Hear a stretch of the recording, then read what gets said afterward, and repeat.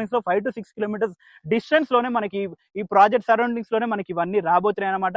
అలాగే ఇంకోటి మెయిన్ వచ్చేసి మనకి త్రిబుల్ ఆర్ ఏదైతే ఇన్నర్ రింగ్ రోడ్ అయితే ఉందో అది వచ్చేసి మనకి జస్ట్ 10 minutes లో మనకి వెంచర్ బ్యాక్ సైడ్ లో 10 minutes లో ఏదైతే బెంగళూరు హైవే ఉందో ఆ బెంగళూరు హైవే నుంచి స్ట్రేట్ గా వెళ్తే జస్ట్ 10 kilometers లో మనకి ఈ ప్రాజెక్ట్ అనేది రాబోతుంది అనమాట.